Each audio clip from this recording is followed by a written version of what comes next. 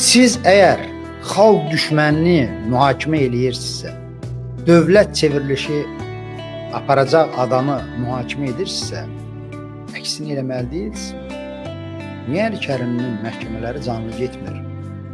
Qoşun kameraları, hətta bizim jurnalistləri, müstəqil jurnalistləri, cəbhəçiləri də buraxmayın ora. Öz o yalla bəslədiyiniz kanalları çıxardın, Əli Kərimlini mühakimə eləyin orada. Prokuror nə deyir, hakim nə deyir, Əli Kərim nə deyir, göstərin də cəmaata. Niyə göstərə bilmirsiniz? Çünki oğrusunuz, çünki quldursuz, çünki bu məhkəmə prosesi özü sizi ifşa edir.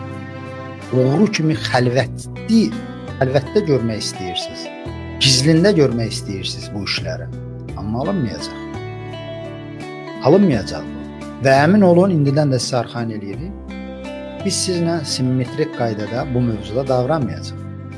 Sizin mühakiməniz geniş ekranlar önündə aparılacaq. Bax, bu repressiyaları bugün Azərbaycanda düzən, qoşan, onların altına imza atan, işverənlik edən, istintaq aparan, prokurorluq eləyən, hakimlik eləyən adamlar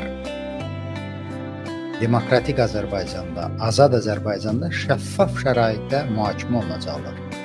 Azadlıq meydanında belə böyük ekranlar qoyulacaq. Bütün dünya jurnalistləri, ölkə jurnalistləri dəvət olunacaq.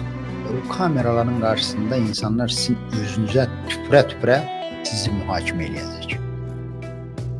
Şəffaf, canlı yayımla, saatlarla. Yoxsa belə mühakimə olmur. Sən adamı şərlə, həbsxanaya at və onun məhkəməsinə dəstək üçün gələnlərin də qarşısın polislə, prokuratura ilə, nə bilim, daxili qoşundan al. Həqiqətin önün, fikrin önün, dəynəklə olmaq olmur.